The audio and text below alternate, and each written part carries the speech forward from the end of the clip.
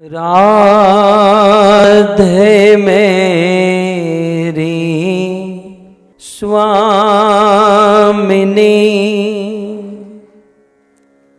मैं राधे को दास। राधे मेरी स्वामिनी, मैं राधे को दास। जन्म जन्म मोहे दीजियो, श्री वृंदावन वास, श्री वृंदावन वास। राधा तू बड़ भागिनी, कौन तपस्या कीन, तीनों लोक के नाथ है, सो तेरो आधीन, सो तेरो आधीन।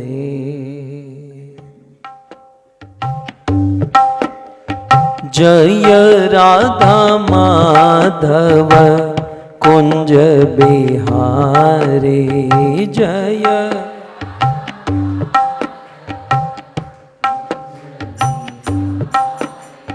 जय राधा माधव कुंज बिहारी।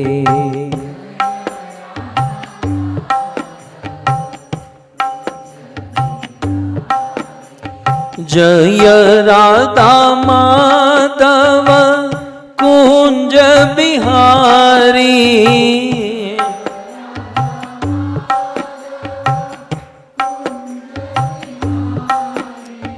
जय राधा माधव कुंज बिहारी।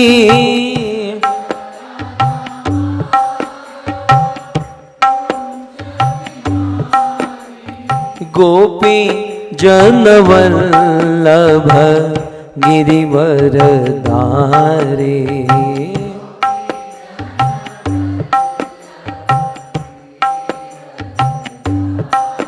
आ गोपी जनवल्लभ गिरिवर धारी।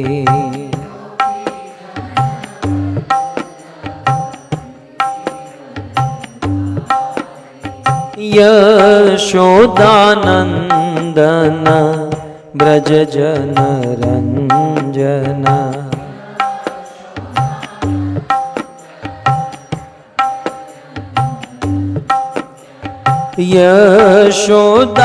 यशोदानंदन ब्रज जन रंजन।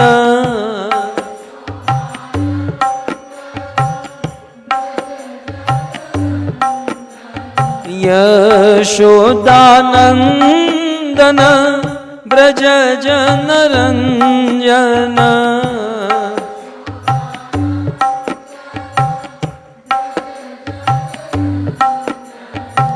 यमुना तीर वनचारी,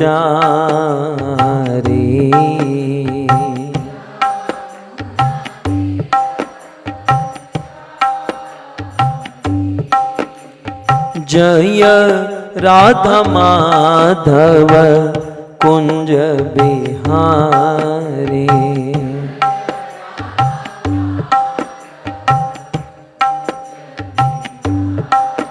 भज गोविंद गोविंद गोपाला भज,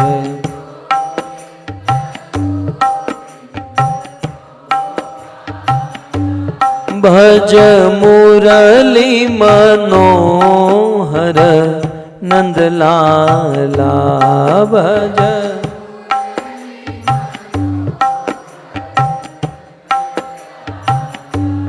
भज मुरली मनोहर नंदलाला।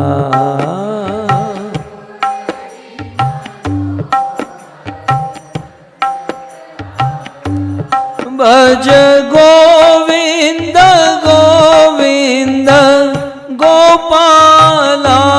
भज गो गाइए।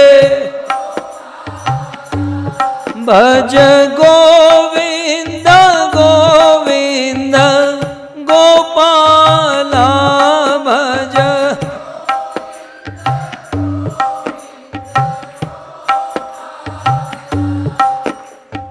राम कृष्ण हरे राम कृष्ण हरे राम कृष्ण हरे राम कृष्ण हरे।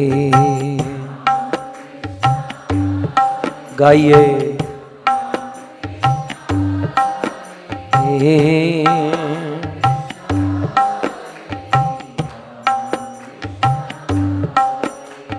राम कृष्ण हरे राम कृष्ण हरे राम कृष्ण हरे राम कृष्ण हरे।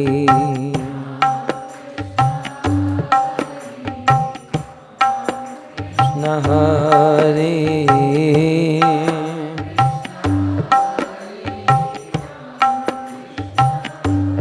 जय जय राम कृष्ण हरे राम कृष्ण हरे राम कृष्ण हरे राम कृष्ण हरे राम कृष्ण। भाव से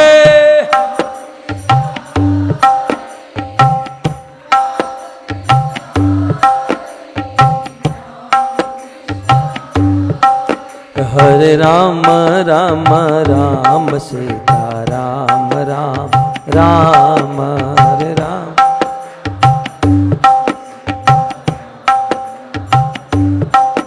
हरे राम राम राम सीता राम राम राम।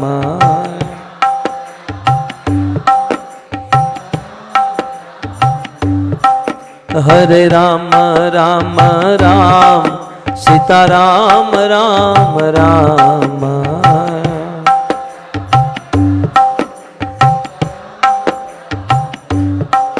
हरे राम राम राम सीता राम राम राम। हो हरे राम राम राम सीता राम राम राम।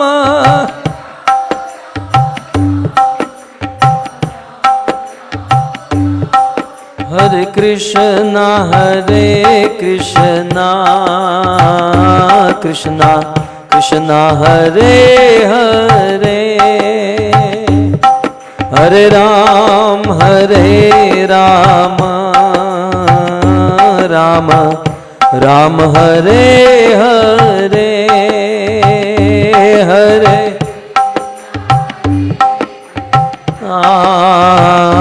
कृष्णा रे हरे राम हरे।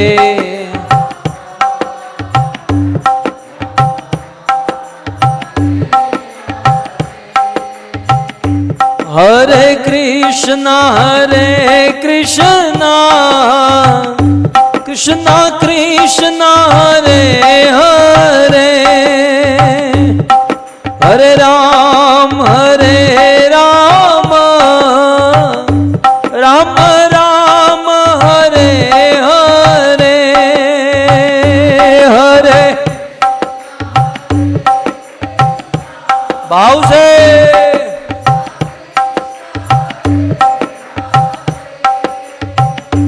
हरे राम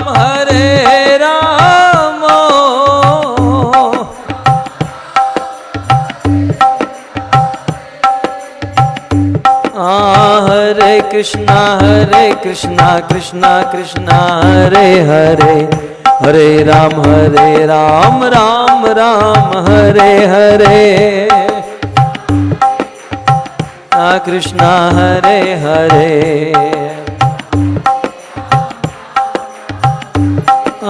हरे कृष्णा कृष्णा कृष्णा हरे हरे, हरे राम राम राम हरे हरे।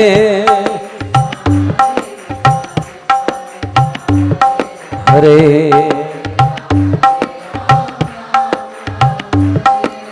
राधा श्याम सुंदर, राधा श्याम सुंदर, राधा श्याम सुंदर राधे। जय श्री श्री राधा श्याम सुंदर।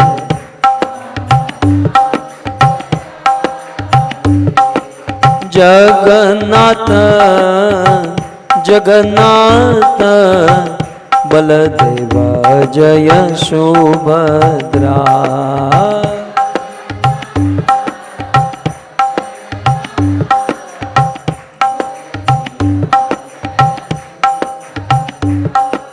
रघुपति राघव राजा राम, पतित पावन सीताराम। रघु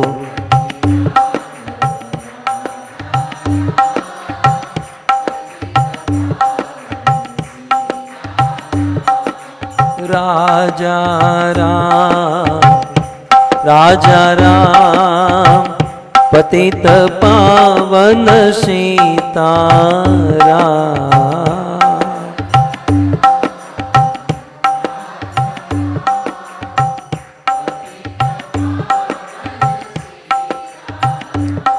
हे रघुपति राघव राजा राम, पतित पावन सीताराम।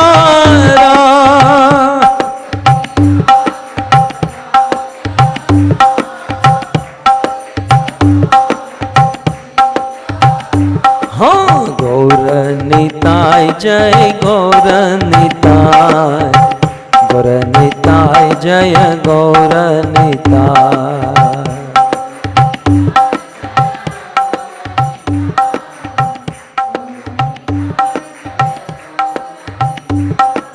प्रभुपाद प्रभुपाद प्रभुपाद शिल प्रभुपाद।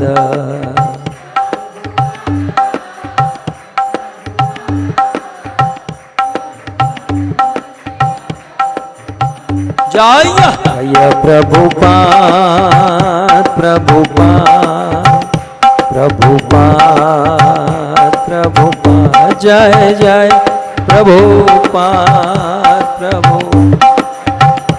प्रभुपाद। निताय गौर हरि बोल हरि बोल हरि बोल हरि बोल। निताय गौर हरि बोल।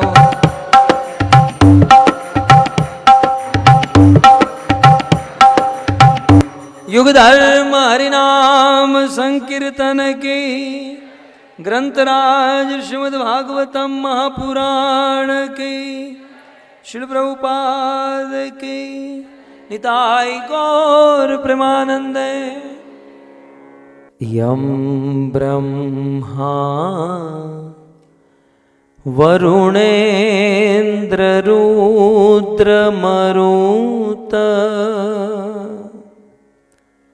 स्तुवन्ति दिव्यैस्तवे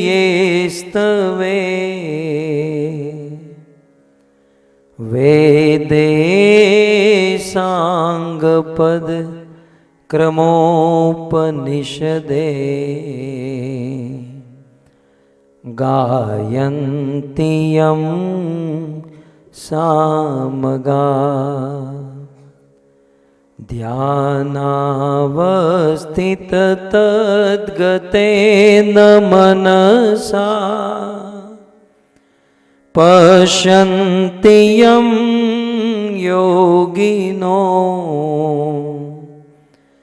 यस्यान्तं न विदुषुरा सुरगणा देवाय तस्मै नमः।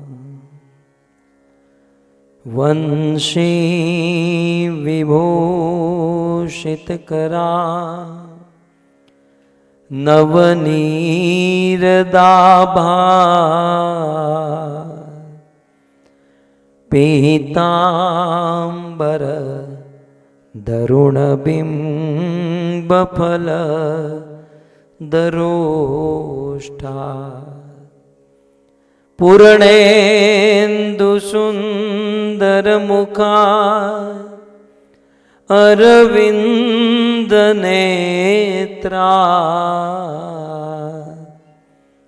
कृष्णात् परं किमपि तत्व अहं न जाने।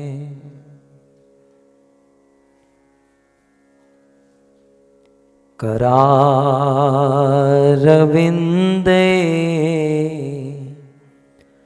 न पदारविन्दम् मुखारविन्दे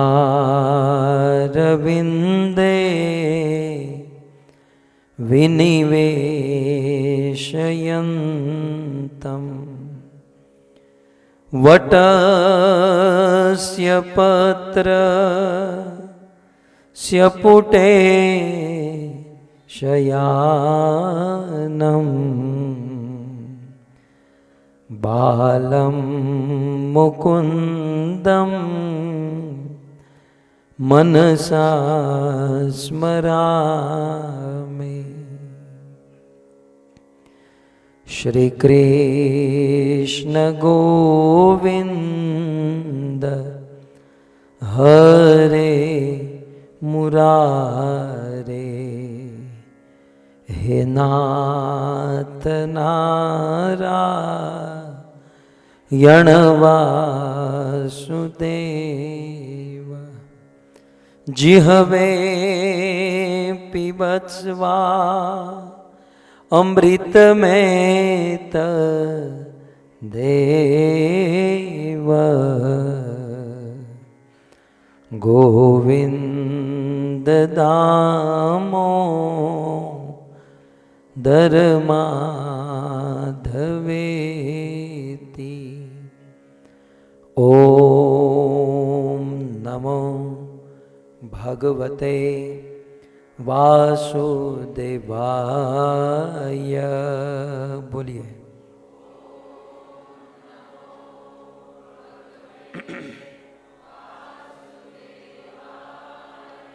ओम नमो भगवते वासुदेवाय।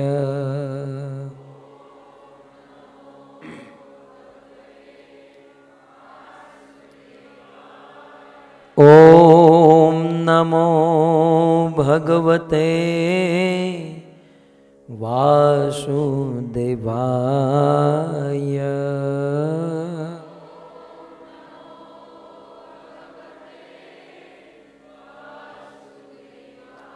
श्री भगवानुवाच। बोलिए। योग आध्यात्मिकः पुंसा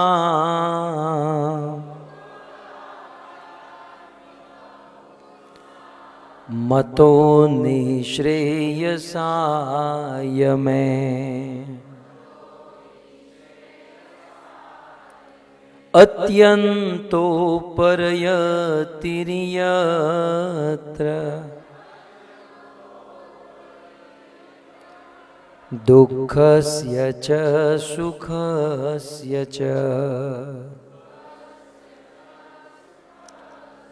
श्री भगवानुवाच। योग आध्यात्मिक पुंसा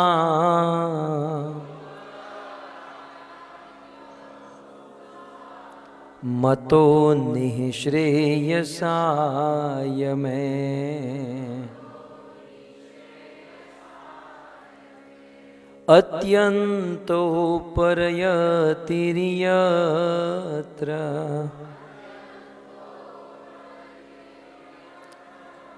दुःखस्य च सुखस्य च।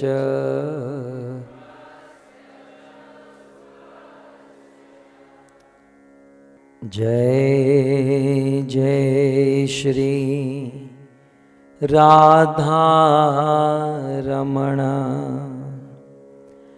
जय जय नवल किशोर, जय गोपी चित चोर प्रभु, जय गोपी चित चोर प्रभु,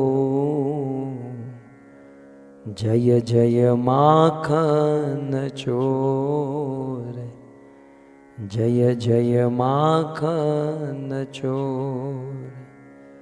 श्री कृष्णचंद्र भगवान की, जगत गुरु श्रील प्रभुपाद की।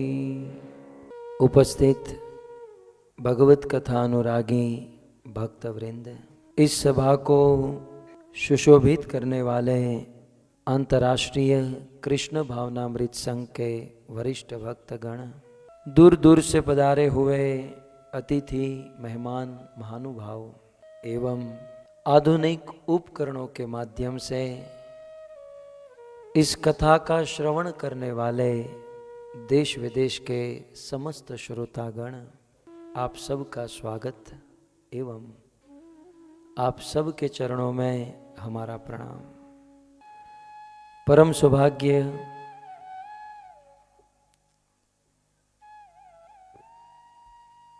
परम पावनी त्रिताप नाशिनी भगवत प्रेम प्रदायिनी श्रीमद् भागवत कथा का हम सब श्रवण कर रहे हैं।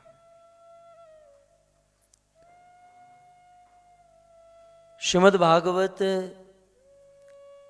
जिसके महात्म्य में लिखा है, धन्य भागवती वार्ता प्रेत पीड़ा विनाशनी। ये भागवत कथा धन्य है जो प्रेत पीड़ा विनाशनी, प्रेत की पीड़ा को भी नष्ट कर देता है।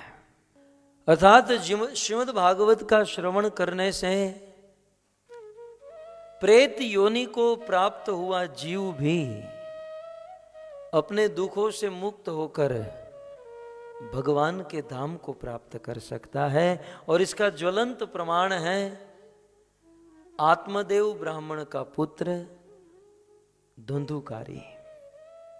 श्रीमद् भागवती वार्ता प्रेत पीड़ा विनाशनी। श्रीमद् भागवत प्रेत को भी पवित्र कर देता है और इसका प्रमाण है धुंधुकारी। जीवन भर पाप किया, इस दुनिया में ऐसा कोई पाप नहीं था जो धुंधुकारी ने नहीं किया था। जीवन में ऐसा कोई पाप नहीं था जो धुंधुकारी ने नहीं किया था। और उसकी नेचुरल डेथ नहीं थी, कमौत हुई थी। और धुंधुकारी क्योंकि पाप किया था इसलिए मरने के बाद प्रेत बना। धुंधुकारी तो अपना उद्धार नहीं कर पाया, परंतु धुंधुकारी का छोटा भाई गोकर्ण श्रीमद् भागवत कथा को पढ़कर, सुनकर, सुनाकर अपने आप का उद्धार किया और अपने भाई, प्रेत बने हुए अपने भाई धुंधुकारी का उद्धार किया। श्रीमद् भागवत जब प्रेत को पवित्र कर देता है तो हम तो मनुष्य हैं कि नहीं? थोड़े बहुत प्रेत जैसे हैं, मतलब टोटल प्रेत नहीं है, कुछ मात्रा में। श्री व्यास मुनि लिखते हैं कि एक प्रेत भागवत सुने और उसका उद्धार हो सकता है, तो मनुष्य भागवत सुने तो उसका उद्धार क्यों नहीं हो सकता? धुंधुकारी दुखी होकर भागवत सुना और भगवान को पा गया। हम प्रेम से, आनंद से भागवत सुनेंगे, भगवान को क्यों नहीं पाएंगे? इस संसार में पवित्र होने के लिए सबसे बड़ा साधन यदि कोई है तो वो है श्रीमद् भागवत। यत पाद सलिलम यथा, श्रीमद् भागवत में भी कहा गया। और कैलाश के शिखर पर देवादिदेव महादेव ने पार्वती को कहा कि हे गिरिजा, हे पार्वती, ये राम कथा, ये कृष्ण कथा, कथा सुनने वाला, बोलने वाला इतना पवित्र हो जाता है जितनी मां गंगा पवित्र है। आपको भारत में जाने का टाइम नहीं मिलेगा, और यदि चले भी गए तो गंगा नहाने का समय नहीं मिले, और गंगा नहा भी लिए तो श्रद्धा कहां से लाओगे। लेकिन यदि कोई व्यक्ति भागवत कथा में आकर बैठ जाए, अपने आप को भागवत सुनाकर पूर्ण रूप से पवित्र कर सकता है, मां गंगा की तरह। भागवत सुनने वाला स्वयं तो पवित्र होता है, वो जहां जहां जाता है, जिन जिन को मिलता है, उन सब को पवित्र कर देता है। सो ऐसी परम पावनी श्री भागवत कथा का हम सब श्रवण कर रहे हैं। इतिहास में, वेद में सती नारी का वर्णन किया गया है, और उन सती नारियों का जो लिस्ट है वेदों के उस श्लोक में, मेजॉरिटी उन सतियों के पति असुर है। सबसे पहले है वृंदा। वृंदा का पति कोई बहुत अच्छा आदमी नहीं था, वो बहुत बड़ा असुर था, राक्षस था, जलंधर। इतना बड़ा असुर की पूरी दुनिया में आतंक मचा कर रखा था, लेकिन फिर भी उनकी पत्नी वृंदा पतिव्रता नारी थी। चाहे कैसा भी पति हो, लेकिन वृंदा बड़े भाव से, बड़े प्रेम से उनकी सेवा करती थी, और इसीलिए दूसरे जन्म में वही वृंदा तुलसी के रूप में प्रकट हुई और भगवान कृष्ण उनके पति बन गए। आगे चलकर देखिए, त्रेता युग में मंदोदरी को ले लीजिए। मंदोदरी सती नारी है, मंदोदरी परम ज्ञानी है, सतीत्व जिसका अखंड है। ऐसी मंदोदरी का पति भी कोई खास अच्छा नहीं था, रावण था, रावण। रावती इति रावण, बस इसका एक ही काम था, दूसरों को रुलाना। पूरे जगत को रुलाता था रावण, और फिर भी उस रावण की पत्नी मंदोदरी दिलो जान से सेवा करती थी, और समय समय पर अपने पति को समझाती थी। आप कभी रामायण पढ़िए, मंदोदरी के क्या उद्गार है।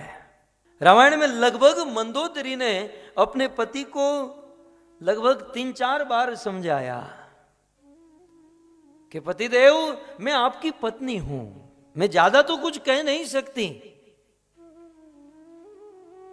लेकिन आप एक काम गलत कर दिए कि विश्व ब्रह्मांड, इस जगत की मां को आप अपने घर पर लेकर आए। लोग जिसके चौखट पर जाते हैं, लोग जिनके मंदिरों में जाते हैं, जिनको प्रणाम करते हैं, उसको चुरा कर, उसका अपहरण करके आप लेकर आए। पतिदेव, अभी भी आपके पास समय है कि आप उसे छोड़ दीजिए। मैं मेरे सुहाग को बचाना चाहती हूं, मैं आपका भला चाहती हूं। मंदोदरी, रावण मंदोदरी की बात नहीं माना। मंदोदरी, तेरे में डर है, तू डर रही है, भय है, तू जानती नहीं तेरा पति कौन है, और इसीलिए तू ऐसी बात मुझे कर रही है। रावण नहीं माना तो नहीं माना, लेकिन फिर भी मंदोदरी ने रावण की सेवा नहीं छोड़ी, और वेदों में अपना नाम दर्ज करा दिया। सती नारी कौन, तो कहते हैं मंदोदरी। और आगे चलूं, पूरे विश्व को तबाह करने वाला, पूरे विश्व को छिन्न भिन्न कर दिया, हिरण्यकशिपु। हिरण्यकशिपु राजन अजय जरामरम आत्मानम प्रतिद्वंद एक राट वेदिशत सते पे मंदर द्रोण्याम तपः परम दारुणाम ऊर्ध्व बाहु नभो दृष्टि पादांगुष्टाश्रिता वनि। 36,500 वर्ष तक तपस्या करके पूरे ब्रह्मांड को जीत लिया, पाताल को जीता, धरती को जीता, स्वर्ग को जीता, और हिरण्यकशिपु सतयुग का भगवान बन गया। हिरण्यकशिपु के विषय में लिखा है, जीते त्वये केन जगत त्रयम विभो। हिरण्यकशिपु जब अपनी भौं तरेरता था, जब अपनी आंख को तिरछी करता था, हिरण्यकशिपु की आंख जब लाल होती थी, 33 करोड़ देवी देवता उनके चरणों में आकर गिर जाते थे। ये था हिरण्याकशिपु। लेकिन उस हिरण्याकशिपु की पत्नी कयाधु, और कयाधु ने कैसे अपनी पति की सेवा की, आप भागवत पढ़िए। हिरण्याकशिपु जैसा असुर है, पूरी दुनिया का भगवान बनकर बैठा है, साधु की साधना बंद कराई, भक्तों की भक्ति, ऋषि मुनियों की अग्नि, सब कुछ बंद कराया, लेकिन एक स्त्री उस हिरण्याकशिपु की पत्नी, और ऐसे अपने पति की सेवा की और गर्भ के बालक को ऐसा संस्कार दिया कि आगे चलकर वह बालक पूरी दुनिया में सबसे बड़ा भक्त बन गया। भक्त राज प्रहलाद के रूप में प्रकट हुआ। आज की स्त्री कहती है मुझे तो मेरे बेटे को बहुत संस्कार देना है, लेकिन इसका बाप देखिए ना। कयाधु का पति कोई खास अच्छा नहीं था, हिरण्याकशिपु था। ये मात्र स्त्रियों के एक्सक्यूज है, मात्र एक्सक्यूज। इतिहास में ऐसी ऐसी स्त्रियां हुई हैं। सती नारी में अहल्या का नाम आता है। अहल्या के साथ भी कोई अच्छा व्यवहार नहीं हुआ। देवराज इंद्र अहल्या की कुटिया में पहुंचा। बेचारी उस नारी का क्या दोष। उसके पति गौतम ऋषि ने अहल्या को श्राप दे दिया, बिना वजह, बिना कोई कारण पति ने श्राप दे दिया। लेकिन फिर भी अहल्या को बुरा नहीं लगा। अहल्या भगवान रामचंद्र से कहती है मुनि श्राप जो दीना अति भल कीना परम अनुग्रह में माना। मेरे पति ने जो मुझे श्राप दिया है वो श्राप नहीं, वो तो वरदान है। क्योंकि जन्म जन्म मुनि जतन कराई, जन्म जन्म तक कोई जतन करे फिर भी अंत समय में भी राम का नाम भी याद नहीं आता है। करोड़ों करोड़ों जन्मों तक योगियों के हृदय में जो भगवान नहीं आते, ध्यानियों के ध्यान में नहीं आते, वो भगवान आज मेरे सामने प्रकट हो गए। क्यों? क्योंकि मेरे पति ने मुझे श्राप दे दिया। पति का श्राप, पति का क्रोध भी वरदान बन जाता है यदि हम उनकी सेवा करें। लेकिन ये सब समझना है उनके लिए है जो ठान कर बैठे हैं कि भाई कुछ भी हो जाए। ये बात तो हमको समझना ही नहीं है, तो फिर क्या कहे, भैंस के आगे भागवत।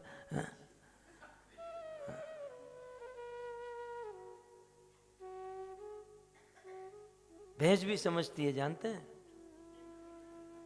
हाँ, संत तुकाराम, संत ज्ञानेश्वर को कहा कि यदि तुम्हारे अंदर सिद्धि है तो इस भैंसे के मुख से भागवत बुलवा दो। उसने भैंसे के सिर पर हाथ क्या घुमाया, मुख से भागवत निकलने लगा, अभंग निकलने लगा। कहने का अर्थ यह है कि शास्त्र में सती नारी का वर्णन हुआ है, जरूरी नहीं है कि उनके पति अच्छे हो। मेरे कहने का अर्थ यह है जब सफल नारी की चर्चा हो रही है तो सफल नारी वो है जो अपने पति की सेवा करे, फिर चाहे पति कैसा भी हो। कल ये भी चर्चा हो रही थी कि भाई पति बहुत अत्याचार करे और गलत व्यवहार करे। मैं नहीं मानता हूं कि पति रावण और ये हिरण्याकशिपु जैसा होगा। और जो भी जीवन में अत्याचार हो रहा है, एक बात समझ लीजिए, काहुन को सुख दुख कर दाता, निज कृत कर्म भोग सब भ्राता। किसी की ताकत नहीं है कि कोई हमको दुख दे सके। हम जो सोचते ना ये हमारा पति हमको दुख दे रहा है या पत्नी हमको दुख दे रही है, न पति दुख दे सकता है न पत्नी दुख दे सकती है। दुख देने वाला यदि कोई है तो हमारा कर्म है। क्यों भूल रहे हो आप? हमारा भाग्य, हमारा कर्म ही हमको दुख देता है। कर्म में दुख लिखा है तो वो कहीं से भी आएगा। और भाग्य में दुख लिखा है, डिवोर्स दे दोगे तो दुख किसी और माध्यम से आएगा, उसको डिवोर्स दोगे तो कहीं और से आना जरूर है। तो फिर जहां से जिस सोर से दुख आ रहा है उसे भोगत कर खत्म करो। क्यों वेदों की मर्यादा को तोड़ना, क्यों इस अधर्म को करना। अपने भाग्य में, कर्म में देखिए, यदि हमारे जीवन में सुख आए,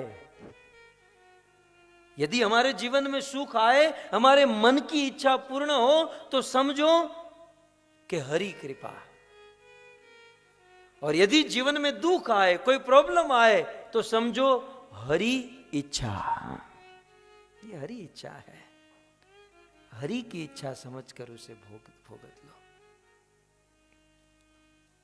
एक और इतने बड़े बड़े असुरों की पत्नी है, हिरण्याकश्यप की पत्नी सती नारी कयाधु, जलंधर की पत्नी वृंदा, रावण की पत्नी मंदोदरी, कंस की पत्नी, ये सारी पत्नियां परम पवित्र। और दूसरी ओर देखिए कि शिव जी जैसे महान देवाधिदेव महादेव की पत्नी सती मार खा गई, मार खा गई, क्योंकि अपने पति से झूठ बोल दिया। शिवजी अपनी पत्नी को लेकर कैलाश के शिखर से उतरकर कुंभज के आश्रम में गए और आश्रम में पहुंचे, बड़ी यात्रा करके कुंभज ऋषि के पास पहुंचे। शिवजी को देखकर कुंभज ने प्रणाम किया, शिवजी ने कुंभज को प्रणाम किया और सती देखती रह गई कि हम 18 घंटे की जर्नी करके आए फ्लाइट में बैठकर वाया मलेशिया होकर। मैं तो ये सोची थी कि हम जहां जा रहे हैं कोई पहुंचा हुआ महात्मा होगा, पहुंचा हुआ संत होगा, यहां आकर पता चला कि ये तो मेरे पति को प्रणाम कर रहा है। कुंभज ऋषि ने नम्रता के कारण शिव जी को प्रणाम किया, बोले ये तो मेरे पति को प्रणाम कर रहा है। अने मारा पति ने जे प्रणाम करे एमा शू लेवानुं होय, एमा हूँ लेवानुं होय, मारा पति ने प्रणाम करे। मेरे पति को प्रणाम करने वाले में क्या है। सती को श्रद्धा नहीं हुई। कथा प्रारंभ हुई, शिव जी ने बड़े प्रेम से कथा सुनी, लेकिन सती को श्रद्धा नहीं थी, इसलिए कथा में सो गई। कथा के तत्व को नहीं समझ पाई, कथा का रस नहीं ले पाई। और जब कथा में रस नहीं होता है ना, तो नींद आती है और होता है कि कब ये कथा खत्म हो। सती ने कहा कि चलो अब घर पर वापस जाना है। शिव जी ने निवेदन, मुनि सन विदा मांगी त्रिपुरारी, चले भवन संग दक्ष कुमारी। और फिर उस दक्ष की कन्या सती को लेकर शिव जी वापस लौट गए। लेकिन भक्तों, हम और आप ये जो कथा सुन रहे हैं ना, ये कथा सुनने का फल क्या है जानते हैं? कई बार कुछ लोग सोचते हैं कि कथा का फल है पुण्य, भागवत सुनने से पुण्य मिलता है। ऐसा नहीं है, भागवत सुनने से पुण्य नहीं मिलता। हमने बहुत बहुत पुण्य कर रखे हो तब जाकर भागवत सुनने मिलता है।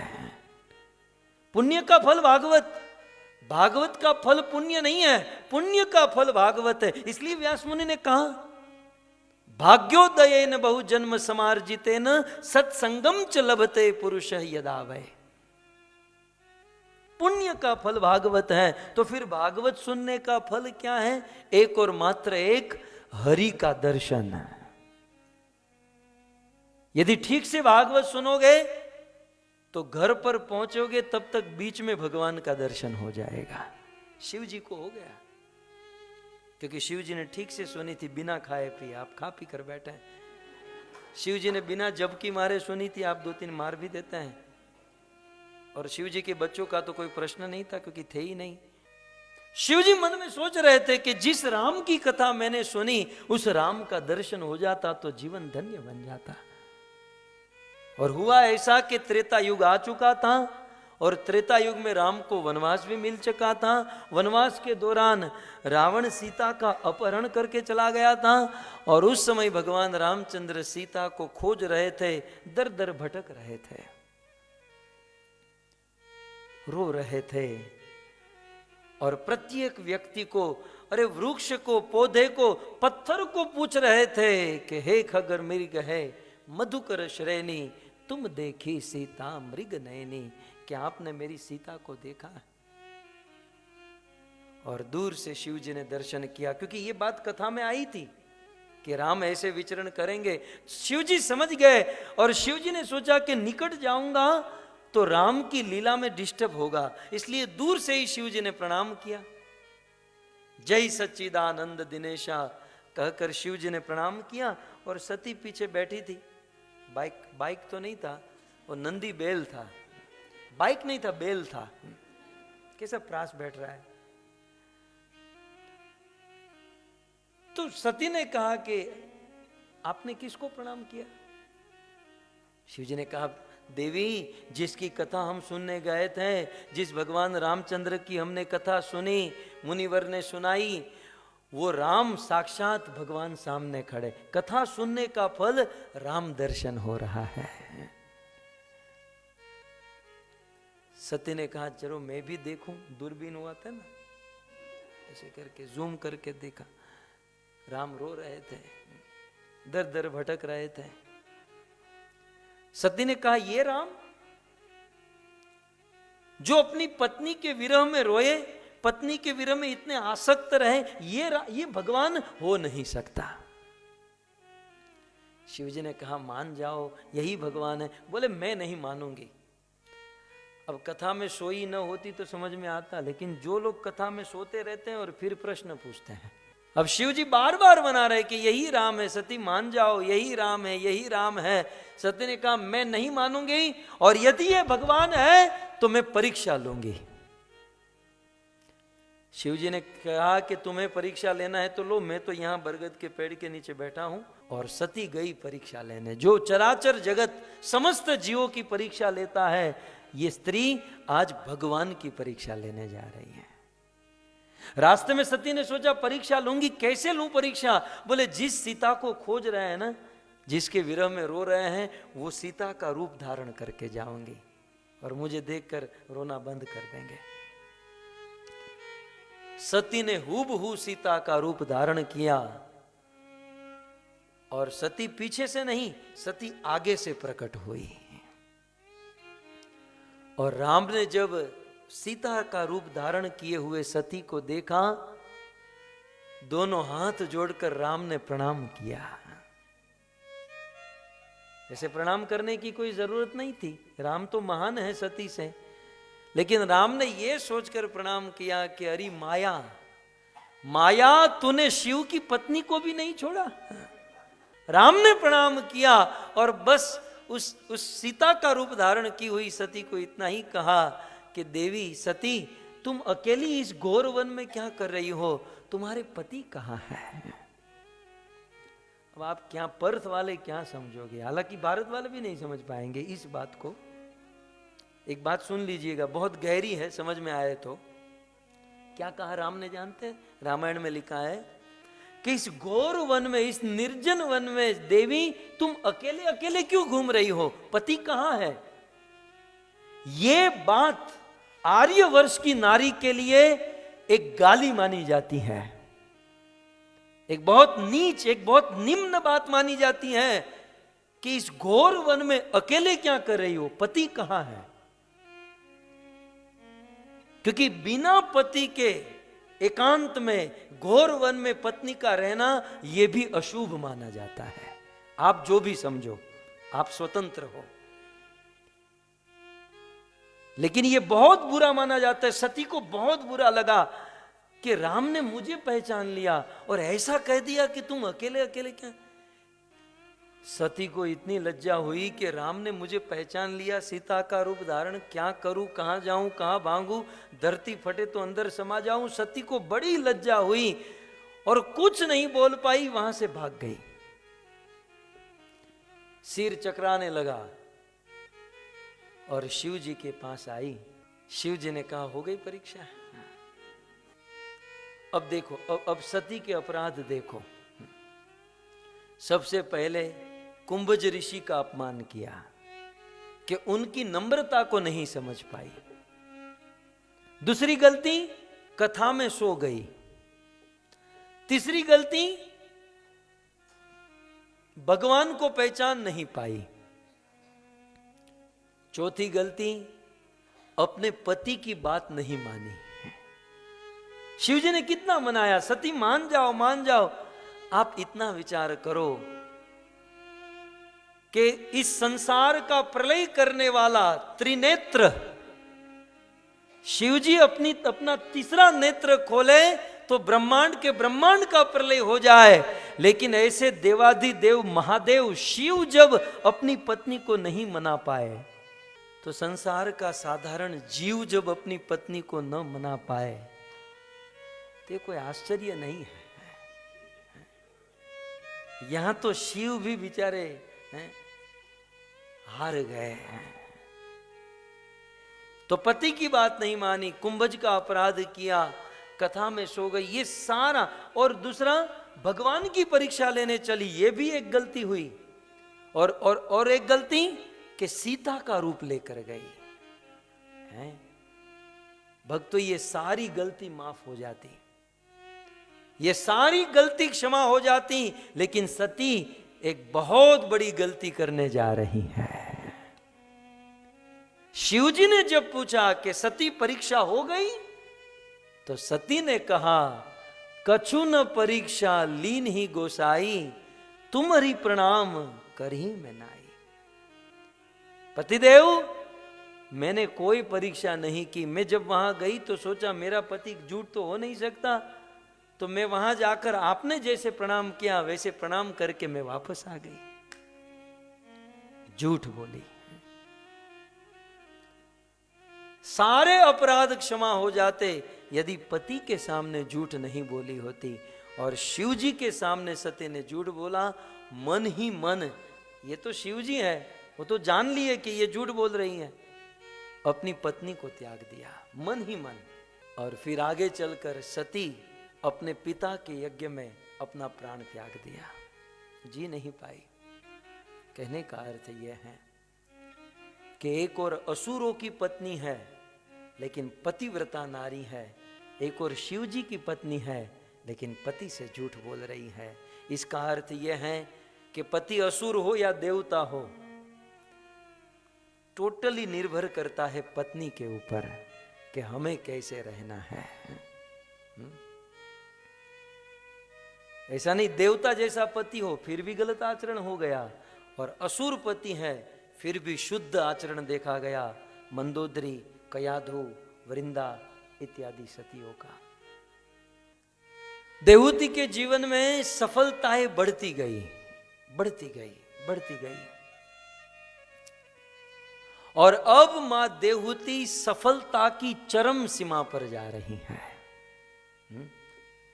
अपने भौतिक जीवन में तो सक्सेस हुई, लेकिन अब देवहूति अपने आध्यात्मिक जीवन में सफल होने जा रही है। और व्यक्ति सफल कब होता है? जब अपने जीवन में जिज्ञासा करता है। अर्जुन सफल कब हुए? जब कृष्ण की शरण में आकर कहा, कार्पण्य दोषो अपहत स्वभाव प्रच्छामि त्वाम धर्म सम्मूढ़ चेता। हे कृष्ण, मुझे ज्ञान दीजिए। कृष्ण ने गीता का ज्ञान दिया और अर्जुन सफल हो गए। परीक्षित सफल कब हुए? जब सुखदेव के चरणों में बैठकर जिज्ञासा किए। आज मां देवहूति बिंदु सरोवर के तट पर पति का संन्यास, पति तो चले गए हैं, अपने पुत्र भगवान कपिल के पास जाकर मां देवहूति जिज्ञासा कर रही है कि मेरे जीवन में अशांति है, मेरे जीवन में बहुत दुख है, कृपया करके मुझे मेरा दुख दूर हो जाए, ऐसा कोई मार्ग बताइए, मुझे कोई उपदेश कीजिए। कल हमने देवहूति की जिज्ञासा को सुना और इस जिज्ञासा को सुनकर भगवान कपिल देव मंद मंद मुस्कुराते हुए इति सोमातु निर्वध्यम इप्सितम निशम्य पुंसा अपवर्ग वर्धनम। मैत्रेय ऋषि कहता है कि माता देवहूति की जिज्ञासा कैसी थी? अपवर्ग वर्धनम, अपवर्ग को प्राप्त करने वाली। अपवर्ग वर्धन, अपवर्ग को प्राप्त करने वाली मां देवहूति की जिज्ञासा। इसे सुनकर भगवान कपिल देव प्रसन्न हुए, मंद मंद मुस्कुराते हुए बोलने लगे। जब हम कथा सुनाते हैं जब हम कथा सुनते हैं तो हंसते हुए प्रेम से, मंद मंद मुस्कुराते हुए कथा सुननी चाहिए, मुंह बिगाड़ कर कथा नहीं सुननी चाहिए। और उसमें भी जो ज्ञानी होते हैं ना, वो तो इतना मुंह चढ़ाकर कथा बोलते हैं। ज्ञानी लोग हंस नहीं सकते हैं। ज्ञानी कहीं भी बैठे होंगे, कहीं भी पढ़ रहे होंगे, बस अपने में खोए होंगे और मुंह चढ़ाकर बैठे होंगे। उससे तो अच्छे हैं प्रेमी, भले ज्ञान कम हो लेकिन हंसना तो जानते हैं, प्रेम से आनंद से कथा सुने। भगवान कपिल देव ने एक श्लोक में कहा कि भागवत का आयोजन कैसा होना चाहिए। कहते हैं भागवत का आयोजन उत्सव की तरह, जैसे एक बाप अपनी बेटी का विवाह करा रहा है, जैसे किसी के घर पर शादी है और जैसे जैसे उत्सव का माहौल होता है और पूरी प्रजा को सबको निमंत्रित किया जाता है, इस प्रकार से भागवत का आयोजन होना चाहिए। हम अमुक लोगों तो हम भगवान कपिल देव हंसते हुए प्रेम से आनंद से माता देवहूति को कहने लगे, आइए। श्री भगवान उवाच योग आध्यात्मिक पुंसाम मतोनि श्रेयसाय में अत्यंतो परतिर्यत्र दुःखस्य च सुखस्य च दुःखस्य च सुखस्य च। पहले ही श्लोक में भगवान श्री कपिल देव ने बाउंड्री के बाहर बॉल डाल दिया, पहले ही बॉल में सिक्सर मार दिया। समझिए इस बात को, बहुत सुंदर बात कहते हैं। श्री भगवान उवाच, बोलने वाला और कोई नहीं, भगवान कपिल देव साक्षात भगवान बोल रहे हैं। जब देवहूति ने पूछा कि मेरे जीवन में अशांति है जैसे हमारे जीवन में है, मेरे जीवन में दुख है जैसे हमारे जीवन में है, मेरे जीवन में असंतोष है, मेरे जीवन में सेटिस्फेक्शन नहीं है, चाहे सारी चीज बहुत सारी वस्तु मुझे मिल रही है परंतु सेटिस्फेक्शन नहीं है, तो ये सारी प्रॉब्लम का समाधान कैसे होगा। भगवान ने पहले ही श्लोक में कह दिया, योग आध्यात्मिक पुंसाम। पुंसाम, पुंसा शब्द है ना, पुंसाम अर्थात पुरुषणाम, अर्थात मनुष्याम। सबसे पहले तो भगवान कहते हैं कि ये जो मैं प्रवचन सुनाने जा रहा हूं ये स्पेशल मनुष्यों के लिए है, और मैं आशा करता हूं कि इस हॉल में मात्र मनुष्य बैठे हैं। पुंसा, मनुष्य के लिए, क्योंकि इस संसार में मनुष्य ही शास्त्रों को समझ सकता है और अपने जीवन में अप्लाई कर सकता है। सो भगवान कपिल देव कहते हैं पुंसाम, मनुष्यों के लिए योग आध्यात्मिक। अन्वय यदि करोगे आगे पीछे, जैसे भाषा बदलती है तो वर्ब और नाउन आगे पीछे हो जाते हैं ना, तो संस्कृत को जब हिंदी करेंगे तो योग आध्यात्मिक आगे पीछे हो जाएंगे, और क्या होगा, आध्यात्मिक योग। तो पुंसाम, मनुष्यों के लिए आध्यात्मिक योग जो है निश्रेयसाय, सबसे बड़ा कल्याणकारी है। मैं मत, हे मां ये मेरा मत है। संसार के एरे गेरे आलतू फालतू का मत नहीं है, मैं मत शब्द आया। मेरा मत यह है कि इस दुनिया में जितने भी भौतिक प्रॉब्लम है, आप चाहे सारी प्रॉब्लम का लिस्ट बना लो, जितनी भी प्रॉब्लम, आप जो भी मन में प्रॉब्लम आती है, जितनी भी प्रॉब्लम है, उस सारी प्रॉब्लम का समाधान निश्रेयसाई क्या है, आध्यात्मिक योग। आध्यात्मिक योग ही समस्त भौतिक समस्याओं का समाधान है। एक बात समझ लीजिए, सारी भौतिक समस्या का समाधान आध्यात्मिक योग से हो सकता है, लेकिन भौतिक और आध्यात्मिक योग का समाधान भौतिक योग से नहीं हो सकता। सारी प्रॉब्लम अध्यात्मता से खत्म हो सकती है। बात समझ में आ रही है ना? सो ये मेरा मत है कि निश्रेयसाय, श्रेयस माने कल्याण, निश्रेयसाय माने नितराम कल्याण, कंप्लीटली जीव का कल्याण, आत्मा का कल्याण, पूरे मानव समाज का कल्याण एक और मात्र एक आध्यात्मिक योग से हो सकता है। बहुत सुंदर बात है। और कहते ये मेरा मत है। अब भगवान के मत के आगे और क्या हो सकता है? जिस भगवान ने हमें बनाया, जिस भगवान ने ये दुनिया बनाई, जिसने ये सब कुछ बनाया, वो भगवान कह रहे हैं कि सारी समस्याओं का समाधान एकमात्र आध्यात्मिक योग में है। आगे कहते हैं अत्यंतो परयित यत्र दुःखस्य च सुखस्य च। क्योंकि हे मां, जब कोई व्यक्ति आध्यात्मिक योग करने लगता है, जब कोई व्यक्ति अध्यात्मता में प्रवेश करता है, अध्यात्म योग करने लगता है, तो अत्यंतो परित यत्र, तो वह सदा सदा के लिए दुःखस्य और सुखस्य, दुख और सुख से मुक्त हो जाता है। जब कोई आध्यात्मिक योग करता है, अध्यात्म योग समझ रहे ना? अध्यात्म योग माने भक्ति, अध्यात्मता में प्रवेश करना, अर्थात आत्मा के स्तर पर कार्य करना, वो हम आगे समझेंगे। लेकिन अध्यात्म योग में जब कोई अग्रसर होता है, जब कोई प्रवेश होता है, तो संसार के समस्त दुखों से मुक्त हो जाता है। चलो भाई, दुखों से मुक्त होता है ये तो समझ में आ रहा है, लेकिन क्या कहते हैं? दुःखस्य च सुखस्य च, संसार के सुख से भी मुक्त हो जाता है। क्यों? क्योंकि हम और आप जिसे संसार का सुख मानते हैं ना, वो सुख नहीं है। हम तो इतने बुद्धू हैं, आप लोग नहीं, आप तो सब बुद्धिमान हैं।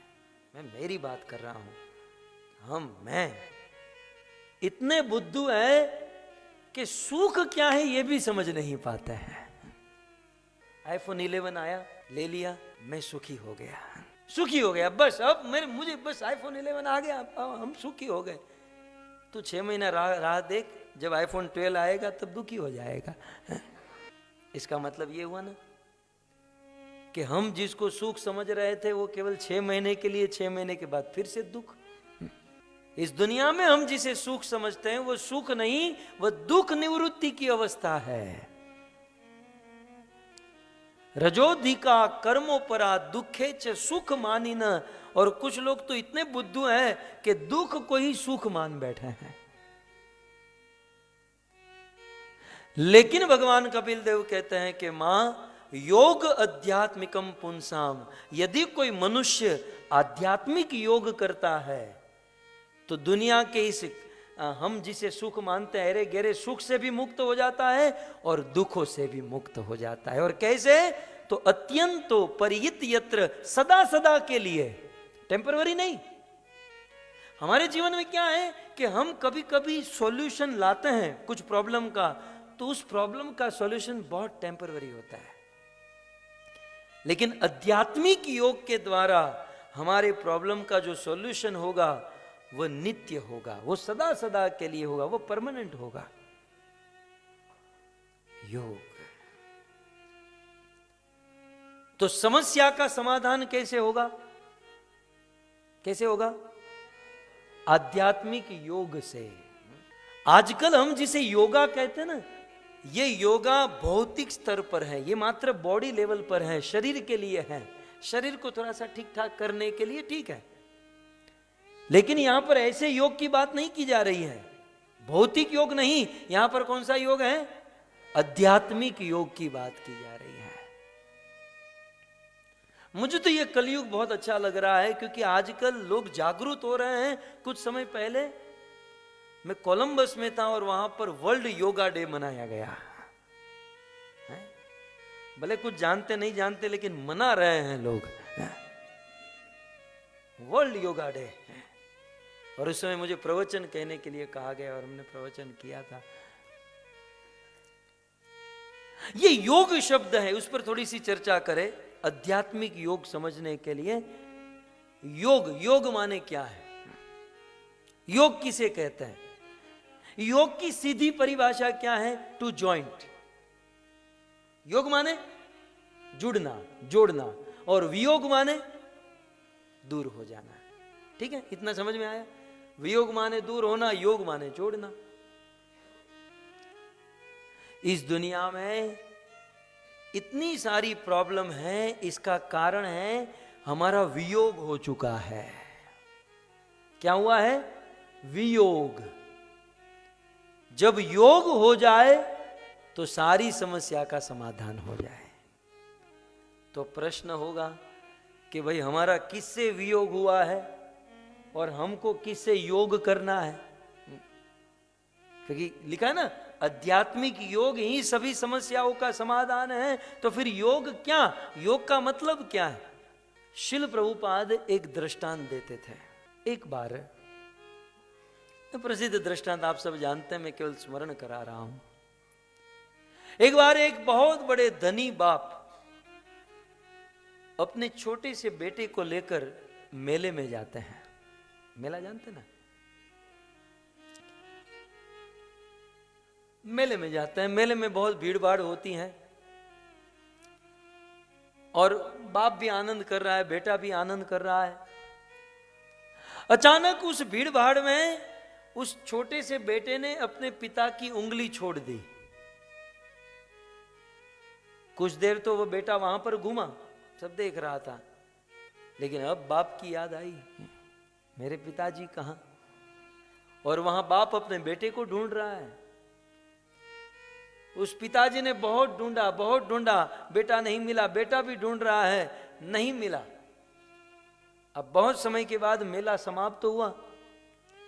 छोटा सा बालक उस मेले से रोड पर चढ़ा, रो रहा है, भटक रहा है। किसी ने देखा कि लगता है ये बालक भूखा है, इसको भूख लगी है, तो उसने कुछ पिज्जा बर्गर लाकर डोमिनोज में से जाकर लाकर उसको दे दिया कि भाई तू भूखा है, खा ले। वो खाया, फिर भी रो रहा था। किसी ने सोचा बहुत ठंड है, इसको कुछ कपड़े दे दूं, कंबल दे दूं, ठीक हो जाएगा। उसने कपड़े कंबल दिए, फिर भी रोता रहा। आगे चला, किसी ने सोचा कि इसके पास पैसे नहीं है इसलिए रो रहा है, कुछ पैसे निकाल कर दे दिए, फिर भी वो रोता रहा। ध्यान से सुनिएगा। फिर एक चौथा आदमी मिला, उस बालक को देखा, बोले ये भिखारी तो नहीं है, ये है कोई बड़े बाप का बेटा। चौथे आदमी ने उस लड़के को कुछ दिया नहीं, लेकिन उस लड़के के हाथ को पकड़कर पुलिस स्टेशन लेकर गया कि भाई ये लड़का भटक रहा है, रो रहा है, देखो। सारे पुलिस वाले खड़े हो गए, बोले भाई हमें इसे ही हम ढूंढ रहे थे, इसका बाप बहुत बड़ा आदमी है और यहाँ लिखाकर FIR लिखा कर गया है। तुरंत फोन किया, वो बाप बहुत बड़ी गाड़ी में बैठकर आया, बच्चे को लेकर चला गया। बच्चा भी खुश, बाप भी खुश। छोटा सा दृष्टांत, लेकिन बहुत बड़ा सिद्धांत प्रकट करने वाला। वास्तव में वो बाप और कोई नहीं, वो बाप परमात्मा है, भगवान है, ईश्वर है। और वो बच्चा और कोई नहीं, वो बच्चा हम लोग हैं, आत्मा है। जब तक आत्मा और परमात्मा, जब तक ये जीव और भगवान साथ में है, तब तक दोनों सुखी है। लेकिन जिस दिन से यह जीव भगवान से दूर होता है, जिस दिन से भगवान का और भगवान का यह सच्चिदानंदमय अंश जीवात्मा का वियोग होता है, तब से दुख शुरू होता है। हमारे दुख का कारण यह नहीं कि हमारे पास कम पैसे हैं, क्योंकि हमसे कम पैसे वाले भी सुखी जी रहे हैं। हम दुख का कारण जो समझ रहे हैं ना, वो दुख का कारण नहीं है, दुख का कारण वियोग है। दुख के रूप रंग अलग हो सकते हैं, दुख का नजरिया अलग हो सकता है, लेकिन दुख का स्वरूप अलग हो सकता है, लेकिन सॉल्यूशन तो एक ही है, भगवान से योग। जब से वो बालक अपने बाप से दूर हुआ, वो रोता रहा। उस बालक को किसी ने पैसा दिया फिर भी रो रहा है, भोजन दिया फिर भी रो रहा है, कपड़े दिए फिर भी रो रहा है। उसका रोना बंद कब हुआ? जब वो बालक अपने पिता से फिर से मिल गया। ठीक उसी प्रकार है, जब से हम भगवान से अलग हुए हैं, हम सब लोग रो रहे हैं। दुखी होना, अनसेटिस्फाइड होना, ये सब रोने के बराबर है। और हंसना नहीं, मुंह चढ़ाकर बैठना, ये भी मैं तो रोना ही समझता हूं। रोने से और क्या ज्यादा, ये सब रोने के बराबर है। रोज सुबह नहा धोकर ऑफिस में जाकर काम धंधा करना, ये रोने से क्या ज्यादा कुछ है? ये मगजमारी करो, फजीहत करो, ये सब रोने के बराबर है। कितना ऐश करते यदि भगवान के पास होते, न ऑफिस, न काम, न धंधा, न कुछ नहीं, बस आवाज करो, पिज्जा आ जाओ, पिज्जा लाओ, पिज्जा आ जाता है, पास्ता लाओ, पास्ता आ जाता है, दाबेली, बर्गर, वड़ा पाव, सब कुछ। मगजमारी करने यहाँ पर आए, करो, ले लो आवाज होता है।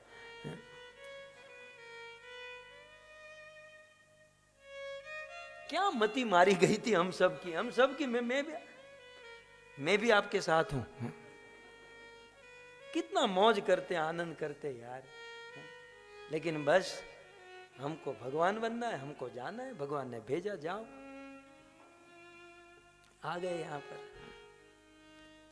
अब वियोग हुआ भगवान से, दर दर भटक रहे हैं। अभाव है, चाहे कितना हूं हमको कुछ मिल जाए, भाव नहीं जाता है। नहीं तो सोचो, आप लोग ऑस्ट्रेलिया में रहते हो, ये आधी दुनिया चाहती है कि हम ऑस्ट्रेलिया जाए, हमारा वीजा लग जाए, हम लोग ऑस्ट्रेलिया माइग्रेट हो जाए। ऑस्ट्रेलिया जैसे देश में भगवान ने आपको रखा, यहां के लोगों से आप सर्विस कराते हो, यहां के लोगों को आप नौकर बनाते हो। भगवान ने पिछले 50 साल में सुख का और धन का ढेर खड़ा कर दिया, लेकिन अभाव नहीं गया। फिर भी मरते रहते हैं, फिर भी किसी को संतोष नहीं है। नहीं तो 50, 60, 100 साल पीछे चले जाओ, हमारे बाप दादा, हमारे पूर्वज कितनी मजदूरी करते थे, कितनी मेहनत करते थे। क्या ये सब कुछ था? ये फैसिलिटी थी? लेकिन उस दृष्टि से ईश्वर ने कितना हमको दे दिया, लेकिन आज संतोष नहीं है। मुझे तो वो दिन अच्छे लगते हैं कि भले खेती करते थे, मजदूरी करते थे, मेहनत करते थे, खाने को 2 वक्त की रोटी मात्र नसीब होती थी, लेकिन रात को शांति से सोते थे।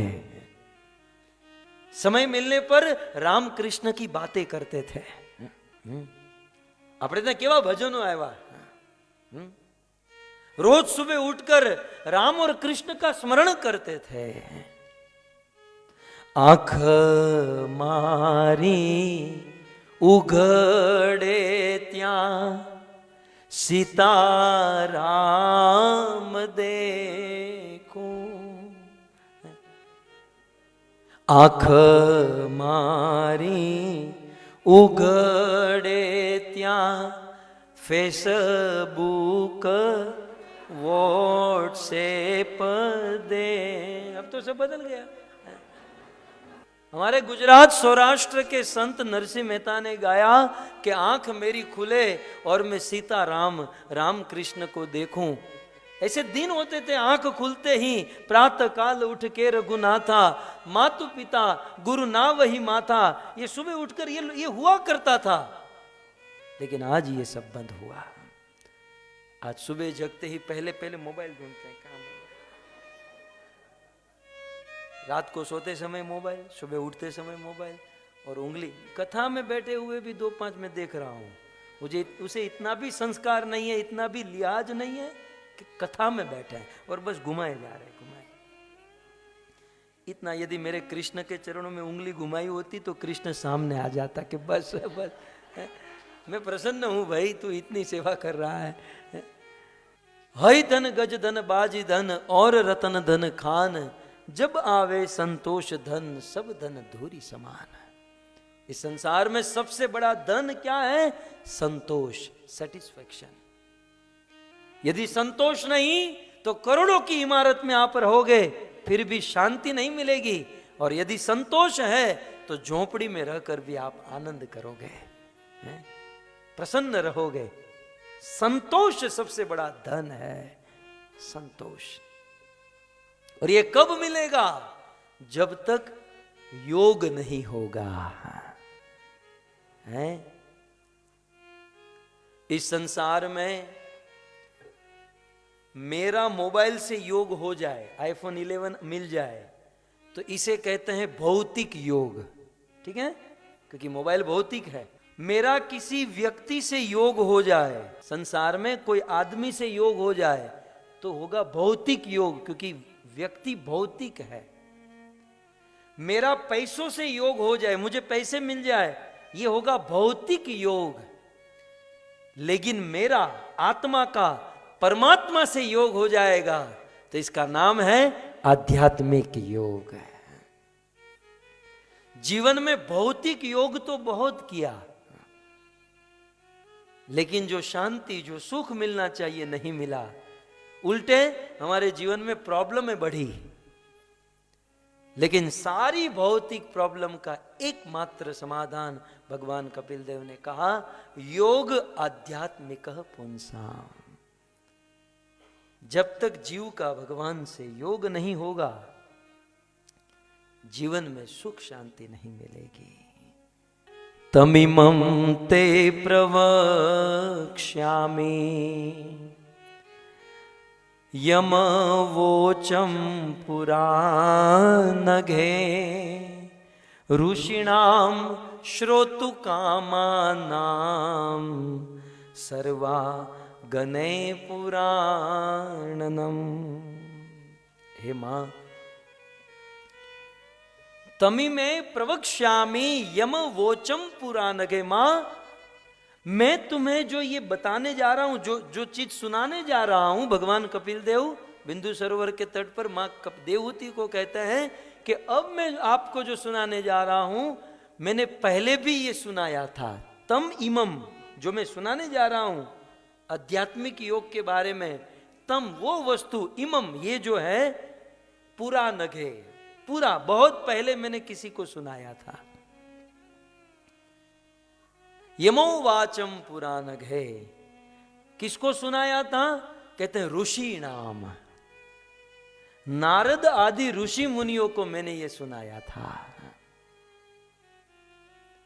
मानो मां देवहूति कहे आपने नारद को क्यों सुनाया था? तो कहते हैं श्रोतु कामा नाम, क्योंकि नारद सुनना चाहता था। ये आध्यात्मिक योग सबको नहीं मिलता, याद रखिएगा। ये आध्यात्मिक योग सबको नहीं मिलता। श्रोतु कामा नाम, जो सुनना चाहता है उसी को मिलता है। कभी कभी कुछ लोग सोचते हैं कि मैं यहां प्रवचन करता हूं, रात दिन प्रवचन करता हूं, ये तो जहां जाते होंगे प्रवचन करते होंगे। कभी नहीं, ऐसे फालतू थोड़ी हम बोलते हैं। जो सुनना चाहते हैं, जो कुछ समर्पण करते हैं, जो कुछ त्याग कर आते हैं, उन्हीं को हम सुनाते हैं। और हम नहीं, इतिहास, परंपरा, बड़े बड़े ऋषि मुनि साधु संत, उन्हीं लोगों को सुनाते हैं जो सुनना चाहते हैं, जो सुनना चाहते हैं। नारद मुनि सुनना चाहते हैं, और सुनाना उसी को चाहिए जो सुनना चाहता है। जो भूखा है उसे भोजन दोगे, कुछ भी दोगे खा लेगा। जिसको भूख ही नहीं है उसके सामने 56 भोग रखोगे, कुछ नहीं खाएगा। श्रोतु कामा नाम, सुनने की लालसा होनी चाहिए। एक बात बताऊं, इस दुनिया में सबसे बड़ा मनुष्य का गुण क्या है जानते हैं? मनुष्य का सबसे बड़ा गुण यदि कोई है तो वो है श्रोतु कामा नाम, सुनने की इच्छा। That's all. श्रोतु कामा नाम, सुनो, सुनने की इच्छा रखो बस। सुनना बहुत बड़ा गुण है। श्रुत्वा ज्ञानम अवाप्नोति, श्रुत्वा त्यजति दुर्मति। सुनने की आदत यदि पड़ गई ना भक्तों, तो सुनने से व्यक्ति ज्ञानी होता है, सुनने से दुर्मति दूर होती है, सुनने से आदमी ईश्वर को पा जाता है। सुने, सुनो। और भारत में जिसका जन्म हुआ वो तो बचपन से ही सुनते आता है। किसी ने मुझे पूछा कि ये कथा क्या है, जैसे मैंने कल कहा, किसी ने कथा कहा कि कथा सभी वृक्षों का फल है, तो कथा बेर का पेड़ है, कथा अमृत है, कथा औषधि। मुझे कोई पूछो कथा क्या है, कथा जीवन है। क्योंकि हमारे देश की मां बचपन से ही अपने बेटे को कथा सुनाती है।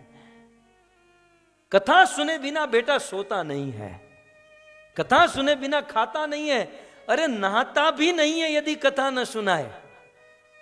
बाथरूम में बेटे को बिठाते हैं, फिर वो टब में पानी भर के दीकरो मारो डायो, हालो हालो हालो उपाड़ो उपाड़ो ने पाटले बेसी, પછી પાટલો ગયો ખસી અને દીકરો મારો ડાયો। તો ડાયો જ હોય ને ભાઈ, પોતાનો દીકરો દીકરો બધાને ડાયો જ લાગે ને, તો દીકરો ડાયો આ વાત સમજાય। ઓકે, પછી શું આવ્યું?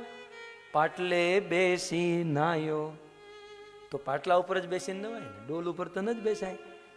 તો પાટલા ઉપર બેસીને બિચારો નાહી છે, એ બી વાત બરોબર।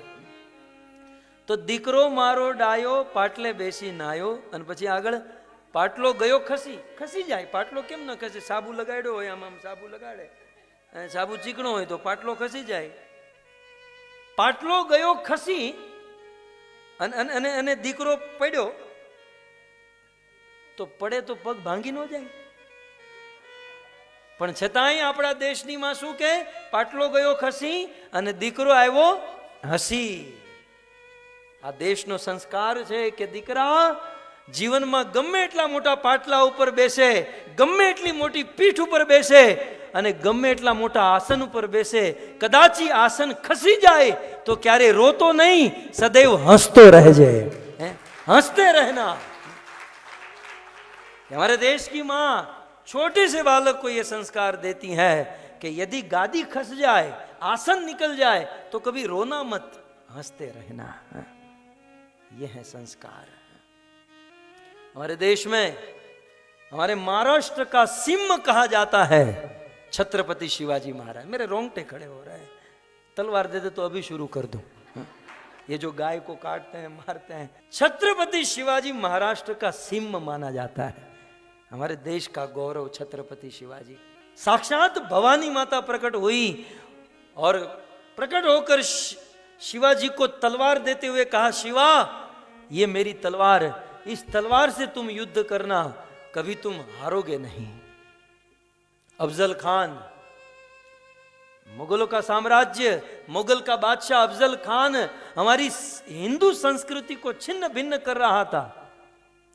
और उस समय शिवाजी, छत्रपति शिवाजी 16 साल का लड़का, अफजल खान ने शिवाजी को मारने के लिए बुलाया और शिवाजी निर्भय होकर, जैसे वनराज केसरी सिंह हाथी के मस्तक को फाड़ने के लिए अपनी कंदरा से निकले, वह 16 साल का बालक छत्रपति शिवाजी अफजल खान के कुटिया में, और अफजल खान शिवा को मारने जाए उसके पहले शिवाजी जैसे भगवान नरसिंहदेव हिरण्याकश्यप के पेट को फाड़ देते हैं, वैसे अफजल खान के पेट को फाड़ दिया और सारे आंतर बाहर निकाल दिए। 16 साल के बालक शिवाजी ने, हिंदू संस्कृति की रक्षा करने के लिए। ये संस्कार कहां से आए? जब शिवाजी छोटे थे तब उनकी मां अपने बालक को गोद में रखकर उनको राम और कृष्ण की कथा सुनाती थी। हैं? बचपन में जो लड़के राम कृष्ण की कथा सुनते हैं, बड़े होकर शेर बनते हैं। और आज तो बच्चे को जब छोटा होता है ना, जब सोता नहीं, सो जा नहीं तो बिल्ली आएगी, सो जा मिनी मिनी मिनी आवशे। बचपन से ही बिल्ली से डराते हैं, बड़ा होकर क्या शेर खाक बनेगा। श्रोतु कामानाम, मैं किस शब्द पर बोल रहा हूं आप समझ सकते हैं। श्रोतु कामानाम, हे मां, पूरा मैंने नारद आदि ऋषि मुनियों को सुनाया था? क्योंकि उनकी सुनने की इच्छा थी। सुनने की इच्छा रखिएगा। भारत का खून है तो आदमी सुनना कभी नहीं छोड़ेगा। तो श्रोतु कामानाम योगम सर्व नैपुणम, सभी अंगों से निपुण योग का मैंने प्रवचन किया था जब नारद आदि ऋषि था। इस श्लोक में भगवान कपिल देव माता देवहूति को एक संबोधन दे रहे हैं। संबोधन समझ रहे हैं? जैसे हम किसी को कहते हैं ए प्रभु जी, है ना, प्रभु कहते हैं, माता जी कहते हैं, भाई कहते हैं, संबोधन। इस श्लोक में संबोधन है अनघ। तमिमम ते प्रवक्ष्यामि यम वोचम पुरा अनघे। अनघे मां कपिल देव, भगवान कपिल देव अपनी माता देवहूति को अनघ कहते हैं कि हे मां देवहूति आप अनघ हो। अनघ का अर्थ होता है अघ माने पाप और अनअघ माने निष्पाप। आज भगवान कपिल देव माता देवहूति को प्रवचन सुना रहे हैं क्योंकि मां देवहूति निष्पाप है। माता देवहूति पापों से मुक्त है। एक बात समझ लीजिए, प्रवचन का पूर्ण लाभ वही ले सकता है जो सभी पापों से मुक्त है। लाभ तो सबको मिलेगा लेकिन वेरिएशन होगा, लाभ में फर्क होगा। कितना फर्क होगा? जिसके अंदर कम पाप है वो ज्यादा आनंद ले पाएगा, वो ज्यादा कथा को स्वीकार कर पाएगा। इसलिए अपने आप को तैयार करें कथा सुनाने के लिए, सुनने के लिए। निष्पाप बने, पवित्र बने। जब तक पाप अंदर बैठे ना, वो पाप आपको कथा सुनने नहीं देंगे। नहीं तो पर्थ में कितने हिंदू लोग रहते हैं, सब लोग कहां आते हैं? आपने हजारों फ्लायर बांटे होंगे लेकिन सब कहां आकर बैठ सकते हैं? क्योंकि पाप भरे हैं। और ऐसा पापी यदि आ भी जाए तो बैठ नहीं पाएगा। वो पाप नाचते हैं, तू यहां कहां बैठ गया? तुझे तो बियर बार में होना चाहिए था यार। वो पाप उसे बैठने नहीं देते, वो खड़ा होकर चला जाता है। कथा में वही बैठ सकता है, वही टिक सकता है जिसके अंदर पाप नहीं है। और आज मुझे कहने दो कि जितने लोग 3-3, 4-4 दिन से कथा सुन रहे हैं, आप लोग सारे पापों से मुक्त हो गए हो, पवित्र हो गए हो, तब जाकर आप इस कथा में बैठ पा रहे हो। सब लोग नहीं बैठ सकते हैं यहां पर। नहीं बैठने के हजारों कारण होते हैं, लेकिन अनघ निष्पाप। और इसीलिए जब हम कथा में आते हैं तो हरि नाम जाप करते हैं, कुछ व्रत लेते, कुछ नियम लेते हैं। भागवत कथा सुनने के नियम है। हम लोग ज्यादा नियम बताते नहीं तो जो आते हैं वो भी नहीं आएंगे। ये कलयुग, टाइम, सर्कमस्टेंसेस, ये सब देखकर हम लोग क्या करते हैं भाई, थोड़ा थोड़ा हमको भी डर लगता है यार, ज्यादा बोलेंगे हमारी ग्राहकी कम हो जाएगी। नहीं तो नियम है कि जितने दिन भागवत कथा सुनो, ब्रह्मचर्य व्रत का पालन करना चाहिए। हैं? जितने दिन कथा सुनो शैया त्याग देनी चाहिए। जितने दिन कथा सुनो, वैसे तो निर्जला होना चाहिए, सजला, सफला, फराल खाकर जो भी है तप होना चाहिए।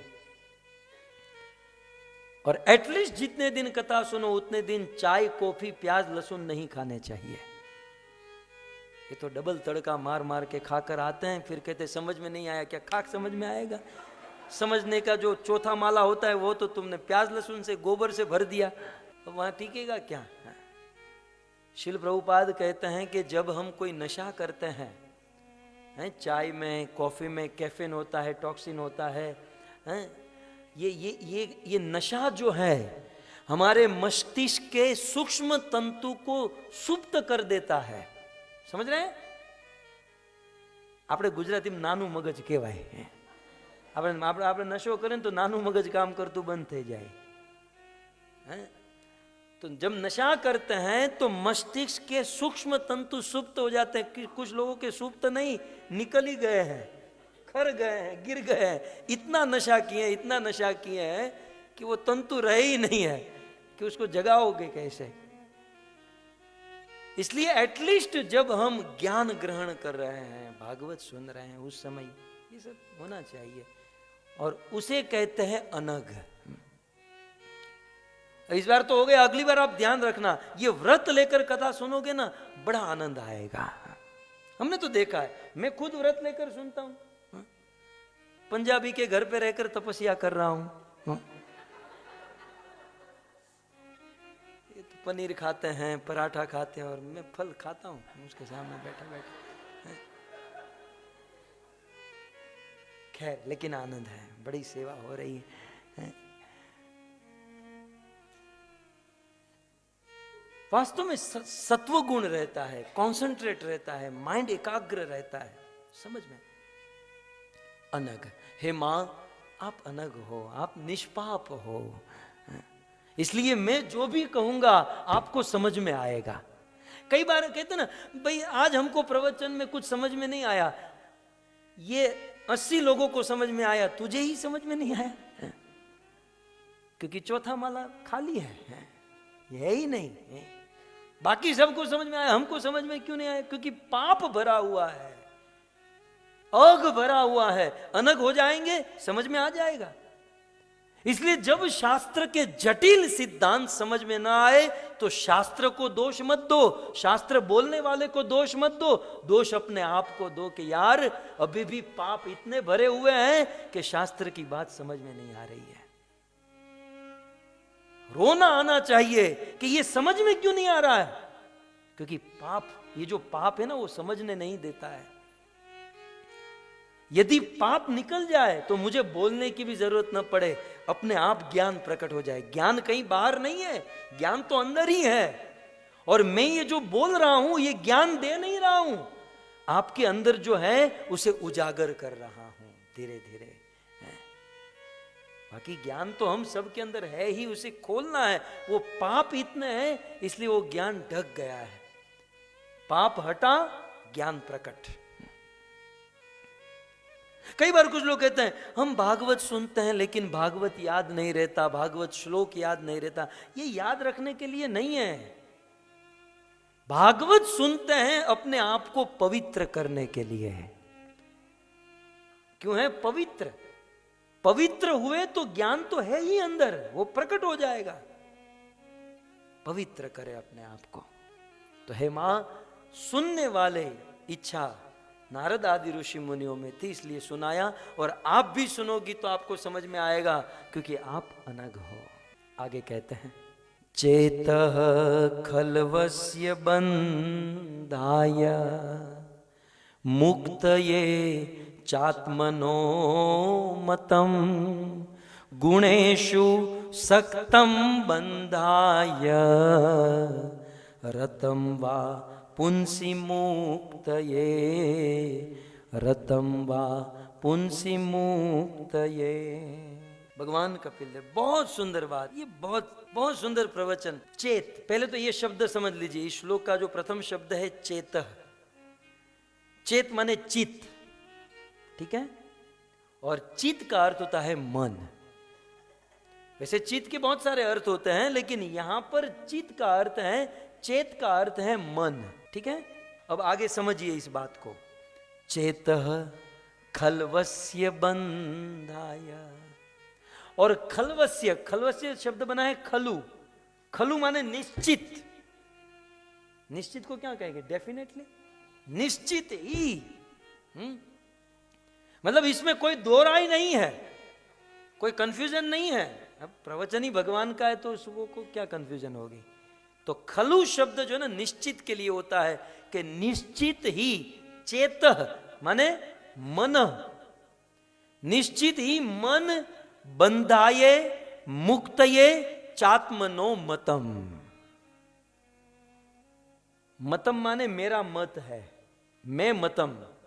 भगवान कपिल देव कहते हैं कि मेरा मत ये है कि खलु निश्चित ही, चेतः हमारा मन, बंधाय बंधन का कारण है, और मुक्तये मुक्ति का कारण है। चेतः माने मन, खलु माने निश्चित। निश्चित ही हमारा मन बंधाय बंधन का कारण है, और मुक्तये मुक्ति का कारण है। कितना समझ में आ रहा है, और समझने में कितना आनंद मिल रहा है। नहीं तो संस्कृत तो बाउंसर ही जाता है। और फिर लास्ट में कहते हैं मतम, मतम माने ये मेरा मत है। मुझे बहुत अच्छा लगता है, बार बार भगवान कपिल देव कहते हैं ये मेरा मत है, मेरा मत है। देखिए भगवान का मत ही महत्वपूर्ण है, हमारा मत कोई महत्वपूर्ण। कुछ लोग कहते हैं, कुछ लोग भाषण देते हैं कि मेरा मत है, मेरा मानना ऐसा है कि समाज को बदल दो। तू पहले तेरे घर की दीवार को बदल। मेरा मानना ऐसा है, तेरा मानना तेरी पत्नी नहीं मानती, हम क्यों मानेंगे? तेरे घर वाले तेरा मानते हैं, पहले तू उनको मना फिर हमारे पास आना। देखिए हमारा कोई मत नहीं चलता इस दुनिया में। जो लोग अपना मत देता है ना, चल हवा आने दे, हम लोगों की बात क्यों सुने? हमें तो व्यास की बात चाहिए, हमें कृष्ण की बात चाहिए, हमें राम की बात चाहिए, हमें सिद्धांत चाहिए। तुम्हारा मत गलत हो सकता है, तुम्हारा मन गलत हो सकता है, तुम्हारा एक्सपीरियंस गलत हो सकता है, जरूरी नहीं है कि तुम्हारा जो एक्सपीरियंस है हमारा भी ऐसा ही होगा। इसलिए जब भी कोई प्रवचन करे, जब भी कोई व्यक्ति बोले, तो पहले यह कहो कि यह किसका मत है।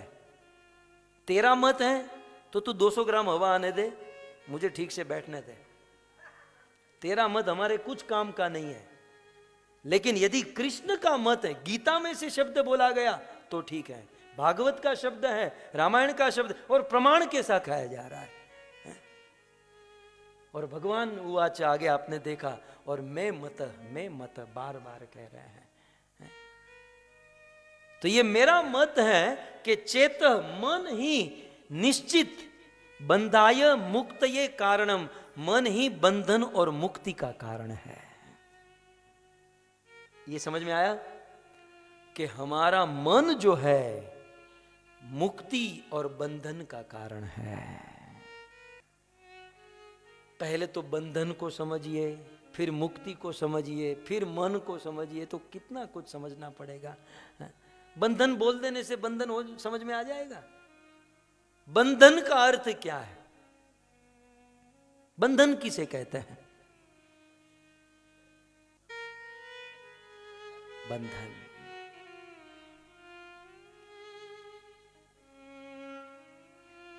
हर साल हमारे देश में स्वातंत्र दिन मनाया जाता है कि गर्व से कहो हम स्वतंत्र है, हमारा भारत आजाद है। क्या खाक?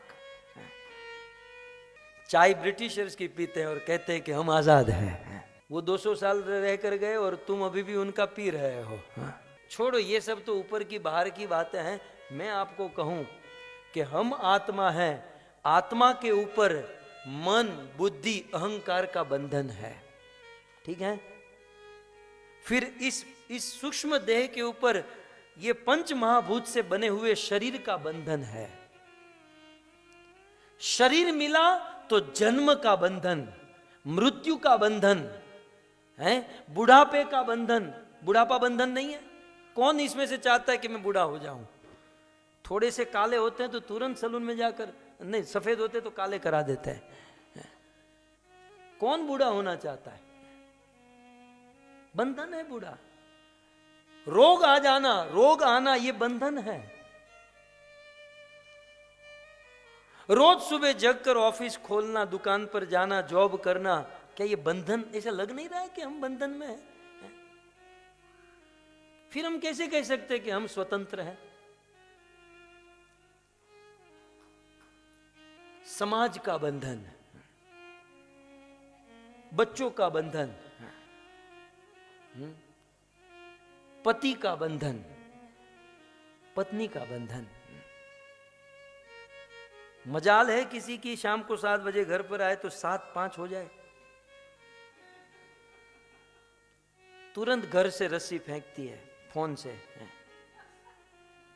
अजी रोज 7 बजे पहुंच जाते हो, आज 5 मिनट कहां? ट्रैफिक में लेट हो गया भाई। बंधन। और ये बंधन तो आप देखो कि उसे पता है कि मैं अभी बहुत खुश हूं, मजे में हूं, अब जहां घर पर वापस जाऊंगा सारी प्रॉब्लम शुरू होने वाली है। लेकिन बंदा रात को उसी घर पर वापस आता है, जानता है कि सारी प्रॉब्लम है, ज्वालामुखी फटने वाली है अब। शादी के पहले तो गाना गाते हैं कि तू मेरी चंद्रमुखी है। शादी के पहले चंद्रमुखी, शादी के बाद सूर्यमुखी, और शादी के कुछ साल के बाद ज्वालामुखी। ये फटा, ये फटा, फटा फटा फटा। नहीं, यहां तो सब ठीक है, यहां तो सब, यहां तो चंद्रमुखी है। खैर, बंधन के ऊपर कह रहा हूं, ये बंधन। और भी आगे चलो तो जन्म मृत्यु जरा व्याधि का बंधन, फिर अनेक प्रकार के शरीर, कभी गाय, कभी बैल, कभी गधा, कभी कुत्ता, ये अनेकों प्रकार के जन्म, शरीर लेने का बंधन। वास्तव में ये बंधन ही प्रॉब्लम देते हैं। लेकिन ये बंधन कहां से पैदा होते हैं, ये बंधन का सोर्स क्या है? तो कहते हैं चेत खलु बंधाय कारण। हमारा मन ही बंधन का कारण है। ठीक है, समझ में आ गया बंधन? और फिर आगे कहते हैं मन ही मुक्ति का कारण है। मुक्ताये चेतः, मन ही मुक्ति का कारण है, मन से ही मुक्ति मिलेगी। तो कोई कहे, मानो माता देवहूति कहे कि प्रभु मन ही बंधन का कारण, मन ही मुक्ति का, उपनिषद में भी लिखा ना, मन एवं मनुष्याणाम कारणम बंधन मोक्षयो बांधाय विषया संगे निर्मुक्त विषय मन। मन ही बंधन और मुक्ति। तो मानो माता देवहूति कहे कि कैसे, थोड़ा सा समझाइए कि मन के द्वारा बंधन कैसे होगा, मन के द्वारा मुक्ति कैसे होगी। देखिए तीसरी लाइन में, गुणेषु सक्तम बंधाय, क्या कहता है? गुणेषु सक्तम बंधाय। पहले बंधन के लिए बताते हैं। ये बंधन कब, ये जितने भी बंधन गिनाए मैंने आपको, ये बंधन का कारण क्या है? गुणेषु सक्तम। सक्तम माने आसक्तम, अटैचमेंट। गुणेषु संसार के वस्तु और संसार की व्यक्ति में जब अटैचमेंट हो जाता है, जब आसक्ति हो जाती है, तो बंधाय, तो बंधन उत्पन्न होता है। ठीक है? और ये आसक्ति कहां होती है? मन में ही होती है। तो मन में जब दुनिया की व्यक्ति और वस्तु के प्रति आसक्ति, अटैचमेंट होता है, तो जीवन में बंधन शुरू होने लगते हैं। ठीक है? और लास्ट लाइन में क्या कहते हैं? रतम वा पुंसी मुक्तये, रतम वा पुंसी मुक्तये। जब संसार में आसक्ति हो तो बंधन, और रतम, रतम माने रति, रति माने प्रेम, और वही आसक्ति पुंसी, पुंसी माने परमेश्वर, वही आसक्ति जो संसार में है वो परमेश्वर में, भगवान में करोगे तो मुक्त, ये तो आप मुक्त हो जाओगे। काम मन से है बस, बाकी सारी इंद्रियों से जो करना है सो करो, मन मुख्य है। मन में संसार की आसक्ति हुई तो बंधन, और मन से भगवान से प्रेम किया गया, वही आसक्ति भगवान में की गई तो मुक्ति। मन से करना है। मानो मां देवहूति पूछे कि मन से व्यक्ति कैसे बंधता है और मन से वह व्यक्ति कैसे मुक्त होता है, कृपया करके आप मुझे विस्तार से बताइए। आगे 16वें श्लोक में, अहम ममा भिमानोत्थे कामलोभादिभिर्मले वित्तम यदा मनः शुद्धम दुखम सुखम समम। जब मन में अहमता की भावना आ जाती है, जैसे कल मैंने कहा था कि अहम ममा अभिमानोत्थे, जब मन में ये शरीर मैं हूं और शरीर मेरा है, शरीर से जुड़े हुए सब लोग मेरा है, अहम मम, अहंकार की जब भावना आ जाती है तो अनेकों प्रकार के विकार शुरू होते हैं, काम, क्रोध, लोभ, मोह, मद, मात्सर्य। और ये काम क्रोध लोभ मोह मद मात्सर्य धीरे धीरे धीरे व्यक्ति को, जैसे कोई दलदल में फंसा हुआ है और निकलना चाहे तो और अंदर घुसते जाता है, वैसे ये विकार जो है व्यक्ति को संसार रूपी दलदल में फंसा देते हैं। लेकिन यदि कोई व्यक्ति अपने मन को भगवान में लगाए तो इन सारे दलदल से मुक्त होकर, बंधनों से मुक्त होकर मुक्ति को प्राप्त कर लेता है। मुक्ति माने इन बंधनों से मुक्ति, दुखों से मुक्ति, संसार से मुक्ति, प्रॉब्लम से मुक्ति। और फिर क्या, मन जब भगवान में लग जाता है तो क्या कहते हैं नेक्स्ट 17वां, तदा पुरुष आत्मानम केवलम प्रकृते परम। और जब मन भगवान में लग जाए तो इस प्रकृति में, संसार में सब जगह पर वह भगवान का दर्शन करता है। संसार में कोई भी वस्तु दिखे तो उसे वो बस भगवान का स्मरण हो आता है। जैसे रामायण में गोस्वामी तुलसीदास जी ने लिखा, सिया राम मई सब जग जानी, करऊ प्रणाम जोर जुग पानी। भागवत में भगवान नव योगेश्वर ने कहा कि सर्वभूतेषु यह पश्येत भगवद भावम आत्मनः, जो निरंतर भगवान का स्मरण करता है, जिनका मन भगवान में लग चुका है, उसे संसार की कोई भी वस्तु देखे तो भगवान की याद आती है। हमारे रसिक संत क्या कहते हैं कि भागवत को ऐसे हाथ में पकड़ना भी भक्ति है, क्योंकि भागवत के जो अक्षर है ना, कौन से रंग के हैं, काले रंग के, तो वो कृष्ण है, और पेज जो है सफेद रंग का है वो राधा रानी है। वो अक्षर काले कृष्ण है, सफेद रंग का पृष्ठ पेज राधा रानी है। और भागवत यदि ऐसे बंद करो तो राधा और कृष्ण मिल गए, श्री चैतन्य महाप्रभु बन जाते हैं। भक्त कुछ भी देखे तो भगवान का स्मरण हो आता है, कहीं से भी। और निरंतरम स्वयं ज्योति अणिमा अखंडितम, जो भगवान अखंडित है, लघु से लघु है, विभु से विभु है, स्वयं प्रकाशित है, ऐसे भगवान को वो निरंतर सब जगह पर देख सकता है। मानो माता देवहूति ने कहा कि चलो ठीक है, आपने कहा कि मन में भगवान का स्मरण हो तो ये सब अच्छे से सब कुछ हो सकता है, तो फिर मन को शुद्ध करने का उपाय क्या है? मन को शुद्ध करने का उपाय क्या है? भगवान कपिल देव कहते हैं, ज्ञान वैराग्य युक्तेन भक्ति युक्तेन चात्मना। हे मां, मन को केवल एक ही वस्तु से वश में किया जा सकता है, पवित्र किया जा सकता है, कंट्रोल किया जा सकता है, शुद्ध किया जा सकता है, भगवान में लगाया जा सकता है, और वो वस्तु है भक्ति योगेन।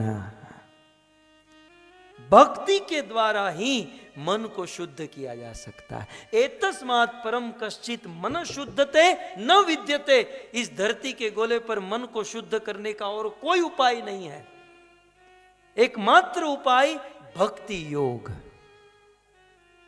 भक्ति योग, भक्ति से। और भक्तों, भक्ति करने के लिए एक चीज करनी होगी। भक्ति के आगे क्या लिखा है जरा बताइए? हैं? ज्ञान वैराग्य युक्तेन। वो भक्ति कैसी होनी चाहिए? ज्ञान और वैराग्य से युक्त। थोड़ा सा ज्ञान होना चाहिए, हैं? नहीं तो कुछ लोग भक्ति करते हैं, समझ में ही नहीं आता है। जहां पत्थर देखा पूजने लगे, दोरा धागा बांधने लगे, जहां कंकु तिलक चोखा, कोई विधि नहीं, कोई विधान नहीं। आप पूछो कि आप ये क्यों कर रहे हो? फलानी करती इसलिए मैं भी करती हूं। वो फलानी के पास जाकर पूछो आप क्यों करते हो? वो कर रहा था, मैं भी कर रहा हूं। आप उसको पूछते जाओ, उसका कोई सार नहीं मिलेगा। इसलिए ज्ञान, ज्ञान। हमारे देश में, हमारे भारत में जो श्रद्धा है, जो विश्वास है, दुनिया में कहीं भी नहीं है। लेकिन प्रॉब्लम यह है कि भारत के बेचारे श्रद्धालु लोगों को गलत दिशा दिखाई जा रही है। भावना कितनी, भारत में जितने अन्न क्षेत्र चल रहे हैं, भारत में जितना दान पुण्य, मैं तो पूरी दुनिया में घूम रहा हूं, पूरी दुनिया में मंदिर बनाने वाले, डोनेशन देने वाले, क्रांति करने वाले एकमात्र भारतीय को ही आप देखोगे। भारतीय ये सब कुछ करता है क्योंकि भावना है भारत के लोगों में। लेकिन प्रॉब्लम यह है कि संसार के कुछ पाखंडी लोगों ने भारतीय लोगों की भावनाओं को, उनकी श्रद्धाओं को गलत मार्ग पर लेकर चले गए हैं। और ऐसी स्थिति में ऐसी भक्ति वेदांत स्वामी प्रभुपाद आए और प्रभुपाद ने कहा कि लोगों की ऐसी झूठी बात में मत आओ, भगवान क्या कहते हैं ये सुनो। इसलिए भगवत गीता का नाम रखा यथारूप। नहीं तो लोगों ने गीता को भी बदल दिया। पूरी गीता कृष्ण ने कही, और जब कृष्ण ने कहा सर्वधर्मान परित्यज्य माम एकम शरणं व्रज, हे अर्जुन मेरी शरण ग्रहण करो, तो वहां उन लोगों ने क्या लिखा? सर्वधर्मान परित्यज्य मम बाबा शरणं व्रज है। पूरी गीता पढ़ने के बाद सार क्या है? मुझ बाबा की शरण में आओ। ये सार क्रांति की शिल प्रभुपाद ने, और ये शुद्ध शास्त्र प्रदान किए हैं। सो ज्ञान और थोड़ा सा वैराग्य चाहिए। अब आप लोगों को ये ज्ञान मिल रहा है, थोड़ा सा वैराग्य आपने लिया अपने घर से, अपने संसार से। एटलीस्ट 3 घंटे का तो वैराग्य लिया ना। एटलीस्ट 3 घंटा तो घर छोड़कर आए, और सबसे बड़ा वैराग्य फेवरेट टीवी सीरियल छोड़कर आए। और उससे भी बड़ा वैरागी कौन है कि कथा सुनने के लिए घर छोड़ा, पत्नी छोड़ी, पति छोड़ा, भोजन छोड़ा, टीवी सीरियल छोड़ी, और यहां आकर कथा में आकर सो गए, कथा को ही छोड़ दिया। आए हैं क्यों? कथा सुनने के लिए। ये सब कुछ वैराग्य लेकर आए कथा सुनने, और यहां आकर कथा में सो गए और कथा ही छोड़ दिया। इससे बड़ा वैरागी कहां मिलेगा? ये माला उसको पहनाना और उसकी आरती करना अंत में, कितना बड़ा वैरागी है। तो कहते हैं ज्ञान वैराग्य युक्तया भक्ति योगेन, मन को शुद्ध किया जा सकता है, मन को वश में किया जा सकता है भक्ति करने से। और आगे 19वें श्लोक में कहते हैं, कपिल देव ऐलान करते हैं, न युज्यमानया भक्त्या भगवती अखिलात्मनि सदृशोस्ति शिव पंथा योगिनाम ब्रह्म सिद्धये, योगिनाम ब्रह्म सिद्धये।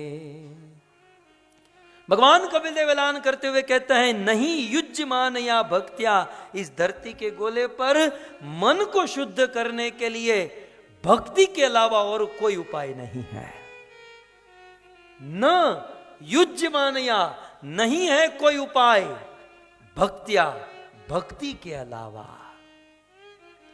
भगवती अखिल आत्मनि, अखिल आत्मनि, अखिल ब्रह्मांड में या अखिल ब्रह्मांड में रहने वाले जीवों के आत्मा के रूप में जो परमात्मा बैठे हैं, उस भगवान को प्राप्त करने के लिए न युज्यमानया भक्त्या, भक्ति के अलावा और कोई उपाय नहीं है, कोई उपाय नहीं है। भक्ति ही एक ऐसा उपाय है जिससे मन को शुद्ध कर सकते हैं, पवित्र हो सकते हैं। और कहते हैं सदृशोस्ति शिव पंथा, और कहते भक्ति जैसा, सदृश तो समझते ना, सदृश भक्ति जैसा, कहते हैं भक्ति जैसा, भक्ति सदृश शिव पंथा, शिव माने कल्याण, कहते हैं भक्ति मार्ग जैसा कल्याणकारी मार्ग योगी नाम ब्रह्म सिद्ध, ये दुनिया में और कोई नहीं है। क्योंकि बड़े बड़े योगी, बड़े बड़े सिद्ध भी भक्ति मार्ग से ही भगवान को प्राप्त करते हैं। भक्ति मार्ग श्रेष्ठ है। तब मां देवहूति ने कहा, सब समझ में आ गया, लेकिन प्रभु ये बताइए कि ये भक्ति मिलेगी कैसे? क्या पर्थ के किसी मॉल में भक्ति मिलेगी? किसी दुकान में भक्ति मिलेगी? प्रभु ये सारी बात समझ में आ गई कि दुख का कारण है मन, फिर आसक्ति, फिर ये, फिर वो, और अल्टीमेटली भक्ति करने से सब ठीक होगा। लेकिन भक्ति कैसे मिलेगी, कृपया करके बताइए। हरे कृष्ण। ग्रंथराज श्रीमद् भागवतम महापुराण की, श्रील प्रभुपाद की निताय गौर प्रेमानंदे। जय जय श्री राधे, जय जय श्री राधे, जय जय श्री राधे।